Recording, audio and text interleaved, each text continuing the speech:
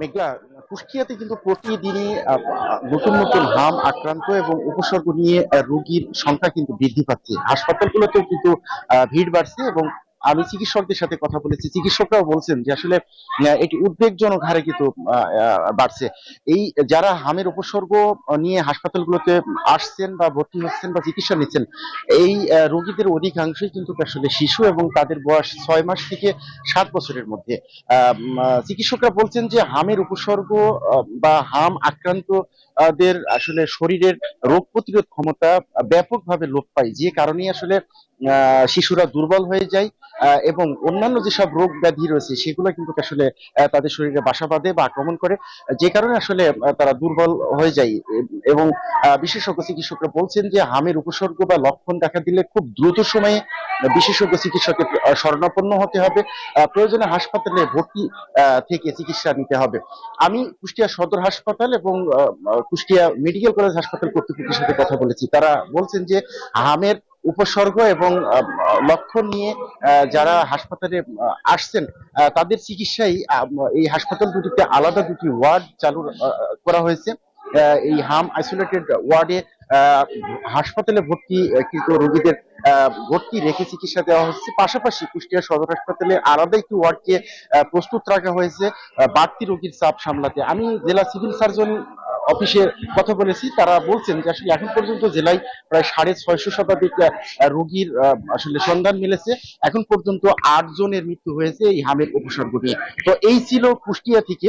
ফিরে যাচ্ছি শরীয়তপুরে, সেখানে অপেক্ষা করছেন আমাদের আরেক সহকর্মী বিধান মজুমদার, তার কাছ থেকে জানবো শরীয়তপুরে হামের বর্তমান পরিস্থিতি।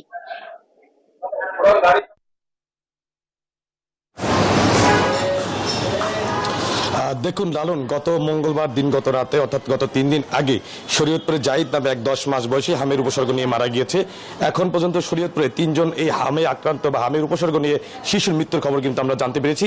আমি রয়েছি এখন শরীয়তপুর সদর হাসপাতালে এখন পর্যন্ত জগৎ মোট 18 জন রোগী এই হামের উপসর্গ নিয়ে ভর্তি হয়েছে শরীয়তপুর সদর হাসপাতালে। যদি হামের কথা বলি তাহলে সেক্ষেত্রে কিন্তু এখানে শয্যা রয়েছে মাত্র 10টি, আর সেই 10টি শয্যার বিপরীতে রোগী ভর্তি হয়েছে মোট 18 জন। অর্থাৎ যেই রোগীদের চাপ সেটি কিন্তু ক্রমাগতই বেড়ে যাচ্ছে।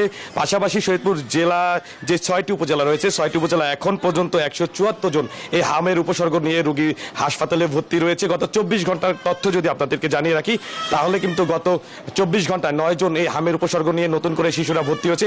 আমরা কথা বলেছি ইতিমধ্যে সিভিল সার্জনের সাথে। সিভিল সার্জন যেটি বলেছেন যে ইতিমধ্যে হামের যে প্রাদুর্ভাব সেটি ঠেকাতে কিন্তু সরকার এবং স্বাস্থ্য অধিদপ্তর একটি উদ্যোগ নিয়েছেন। অর্থাৎ আগামী 20 তারিখ থেকে কিন্তু হামের যে টিকা দান কর্মসূচি সেটা কিন্তু চালু করা হবে, অর্থাৎ চলবে 21 দিন পর্যন্ত। এতে করে যেই হামের টিকা দানের কর্মসূচির আওতায় নিয়ে আসলে যে অন্যান্য সেই শিশু বাচ্চা রয়েছে তারা কিন্তু অনেকাংশে হাম থেকে নিস্তার পাবে বা হামের লক্ষণ বা হামের তারা আক্রান্ত হবে না তারা বলছেন। পাশাপাশি আমরা এখানে কথা বলেছিলাম হাসপাতাল কর্তৃপক্ষের সাথে। হাসপাতাল কর্তৃপক্ষ বলছেন প্রতিনিয়তই কিন্তু নানাবিধ উপসর্গ নিয়ে এই হাম উপসর্গ নিয়ে শিশুরা ভর্তি হচ্ছেন। তাদের মধ্যে কিন্তু বিশেষ করে তাদের ঠান্ডা, জ্বর, কাশি এবং শ্বাসকষ্ট সহ নানা জটিলতা তারা ভুগছেন। তারা বলছেন যে অতি দ্রুত যদি চিকিৎসকের শরণাপন্ন হওয়া যায় তাহলে কিন্তু এই রোগের প্রাদুর্ভাব অনেকাংশে কমে যায়। তবে আমরা দেখেছি রোগীদের মধ্যে যে সচেতনতার বা তাদের অভিভাবকদের মধ্যে সচেতনতার একটি অভাব রয়েছে। তারা কিন্তু অনেকাংশে মাস্ক তারা পরিধান করছেন। এতে করে হামের যে উপসর্গগুলো অন্যান্য শিশুদের মধ্যে ছড়িয়ে যাওয়ার কিন্তু একটি তীব্র কিন্তু ব্যাপার দেখা দিয়েছে। তো সেক্ষেত্রে